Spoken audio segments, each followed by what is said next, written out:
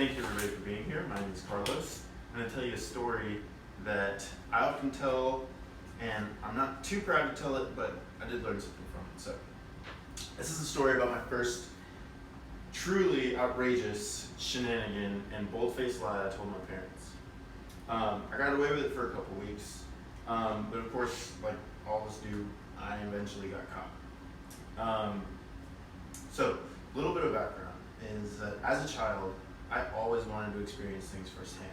I was the type of kid who your parents would tell you something and I would go against it just to learn the lesson the hard way. And I kind of still keep that trend today.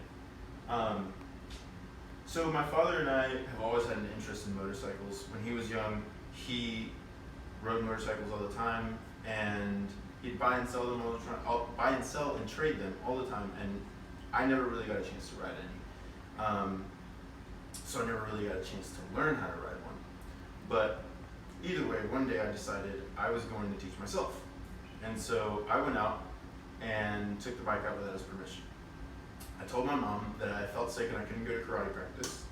And so once she left, I went into the garage and I opened the door and took out the motorcycle. And it was probably the most fun I had had in my entire life up until that moment. So I'm riding along and just having a great time. I did wear a helmet, so that was the one smart thing I did. And I'm jumping over curbs and I'm speeding, and this is about the time that I messed up, because on the way back I busted my face on the curb after trying to drift. I flipped over the motorcycle, I fell on top of it, and I burnt my arm on the exhaust pipe. And it wasn't just any burn, it was a 3rd-degree burn. And I ended up having to push the motorcycle home while my neighbor was watching.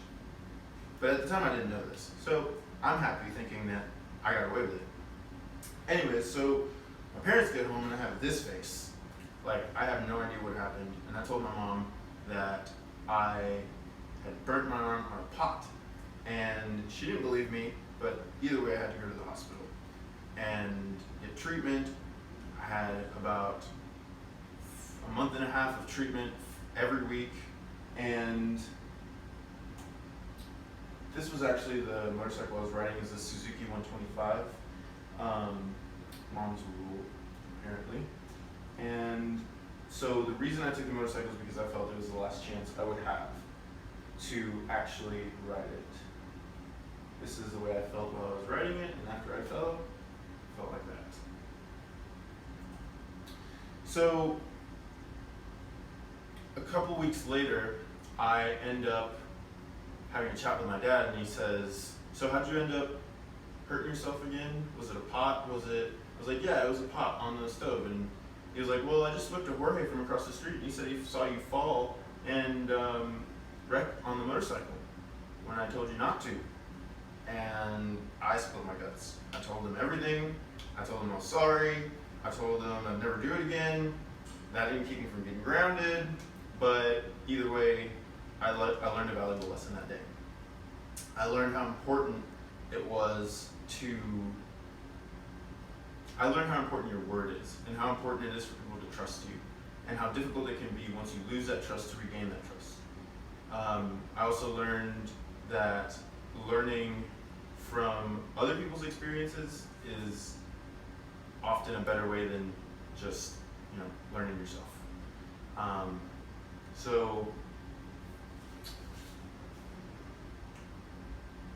all in all, I guess the moral of the story is be careful, because reckless behavior can have a permanent impact.